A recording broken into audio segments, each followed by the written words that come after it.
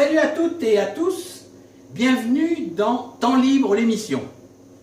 Bonjour Jean-Luc. Bonjour Richard, toujours content de te voir. Voilà, merci de nous accueillir dans ce lieu assez magique. Et événementiel. Ah, d'accord, oui. Très important. Alors raconte-nous. On reçoit principalement à titre privé, le plus souvent bien sûr. Mmh. Donc des soirées de type professionnel ou particulière, donc anniversaire, des baptêmes. Tous les gens peuvent venir donner leurs idées pour des expositions également d'art, de peinture, de sculpture. Et donc les soirées à thème, hein, bien sûr. Les soirées à thème sont même l'évidence très souvent ici. Voilà. Alors si vous souhaitez faire une soirée privée, ben, vous contactez Jean-Luc, on met le numéro et voilà, et on peut te contacter comme vous recevrez le meilleur accueil possible. Alors il est temps de retrouver mon invité.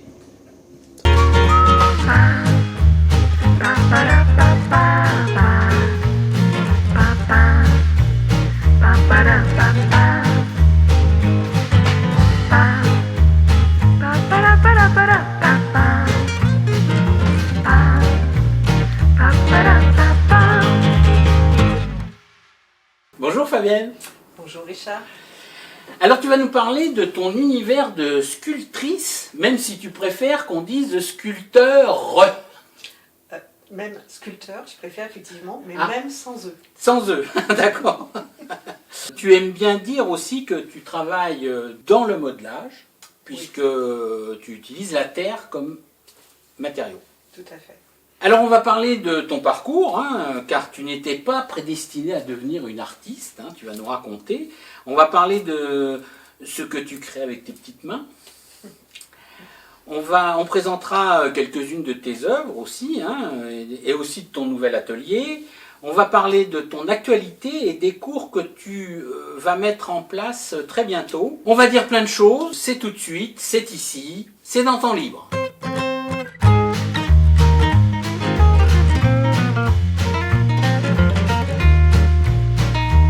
Alors, je rappelle que vous retrouvez mes émissions sur Facebook et YouTube, sur le compte Temps Libre. Et la meilleure façon de m'aider, c'est, outre le fait de les regarder, bien sûr, c'est de les partager. Alors, je compte sur vous.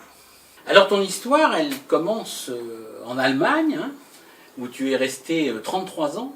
Oui, 33 ans, ouais, ça fait un bail. Ah oui, t'as raison. Et tu travaillais dans la pub, donc. Oui, je travaillais dans la pub. Je suis arrivée là-bas, j'avais une vingtaine d'années. J'ai fait mes études de designer graphique. Et tout de suite après, j'ai commencé dans la publicité. D'accord, donc c'est pas trop l'artistique, hein, mais c'est quand même la création. Hein. Il y a une part de création dans les pubs, puisque tu faisais comme des spots, des choses comme ça, je pense. Il y a beaucoup de créations, mais différentes, hein, parce qu'on fait de tout, hein, des logos, du dessin, on travaille la photographie aussi, le travail de l'image, beaucoup d'artistes. Tout va bien pour toi, et là, badaboum, tu tombes grièvement malade. Voilà, quelque chose qu'on ne peut pas prévoir. Et tu décides de rentrer en France, enfin de mourir en France, comme tu m'as dit. Enfin, on en sourit maintenant, mais à l'époque, ça ne te faisait pas sourire. Non, hein. pas du tout. Non. C'est dans l'adversité et dans le malheur qu'on voit les bons. Hein. Alors tu t'accroches oui, et pour t'en sortir et tu découvres la sculpture. Oui, c'est absolument très bien dit. Hein. Quand on ne peut plus retourner sur le marché du travail, on se cherche des autres occupations pour pouvoir tenir moralement le coup. Et j'ai redécouvert la sculpture qui effectivement m'a apaisée, m'a fait du bien. Parce que tu connaissais déjà avant, plus jeune peut-être? J'avais déjà travaillé il y a de très très très nombreuses années la terre.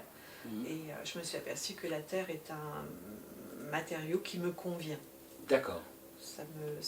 Oui, parce que quand on pense sculpture, on pense souvent bois, pierre, fer éventuellement, mais on pense pas tout de suite à la terre. Hein. Parce que la sculpture, généralement, on sculpte le bois, la pierre, comme tu dis, et on fait du modelage dans la terre. Ah voilà. Mais modelage n'est pas un terme que généralement les gens connaissent. Donc on dit sculpteur sur terre, en terre. Oui, d'accord. Et qu'est-ce qui t'a plu alors c'était le contact physique alors là, non? Pas mal de choses, à vrai dire. Hein. Le fait de travailler la terre, c'est pour moi plus facile, parce que moi j'ai toujours peur de l'échec. Hein. Je suis une perfectionniste chieuse. Et, c'est un lapsus, ça. et l'avantage de la terre, c'est que on peut toujours remodeler comme on a envie. Si ça ne plaît pas, on peut le changer. Ah. C'est pas la même chose que... c'est-à-dire, alors comment ça se passe, c'est-à-dire au niveau de la création?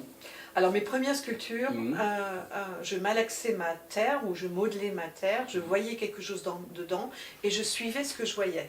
Et c'est-à-dire c'était pas moi qui dirigeais le résultat, ça se faisait au fur et à mesure.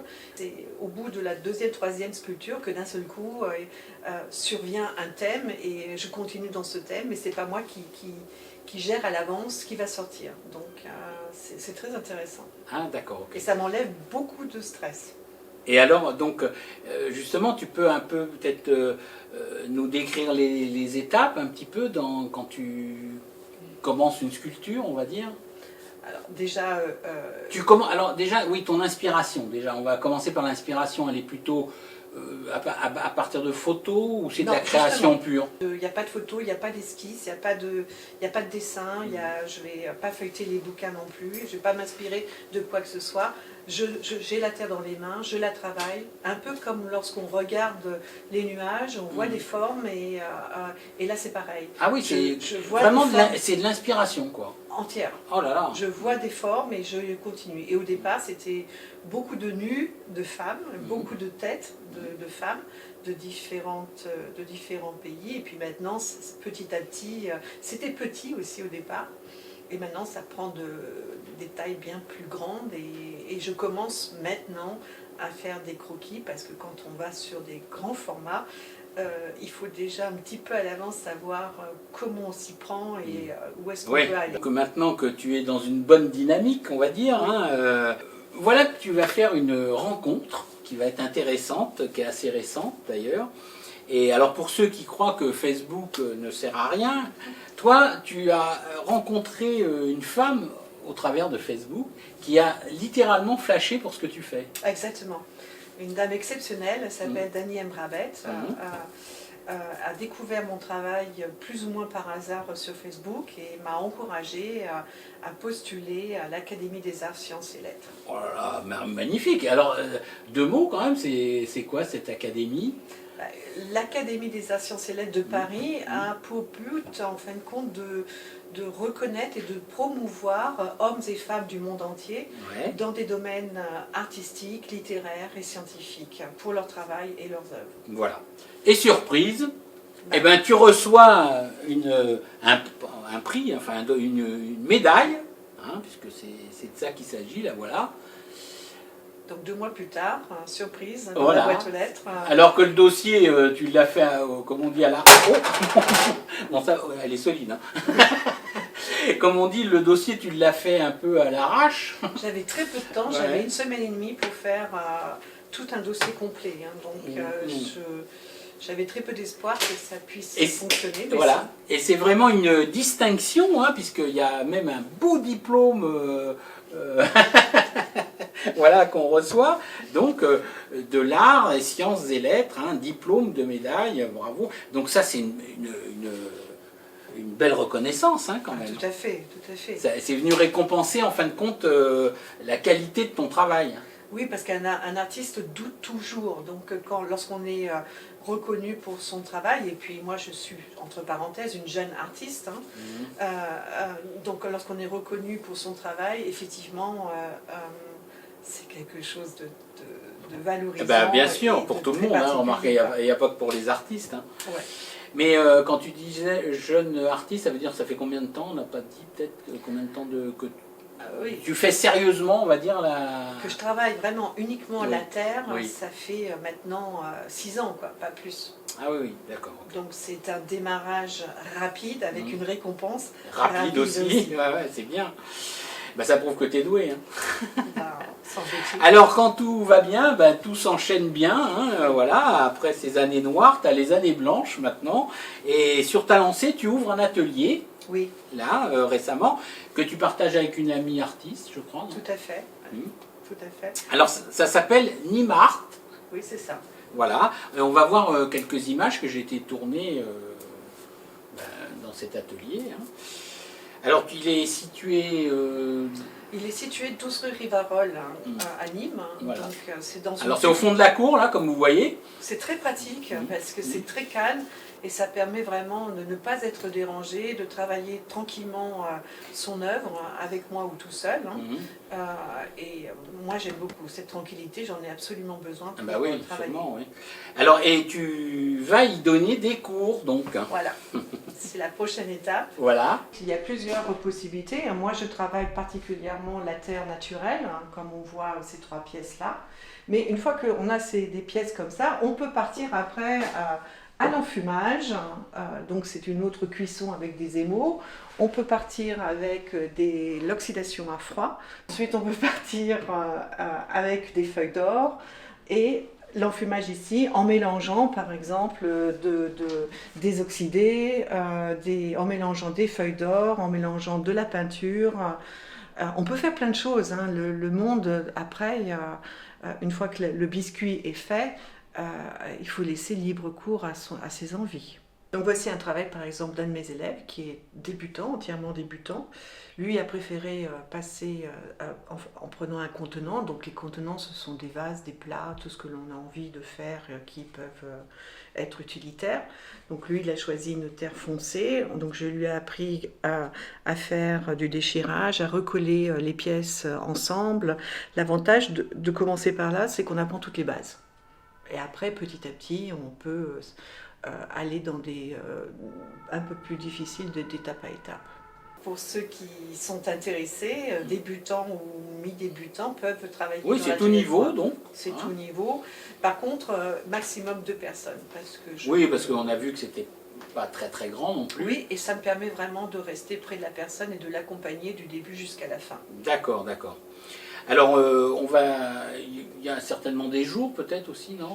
Pour l'instant, pas encore? Non, les jours, je vais les faire en fonction des demandes. Du fait qu'il n'y aura que maximum 2 personnes, je vais faire en fonction de leur disponibilité et m'arranger aussi. D'accord, ok.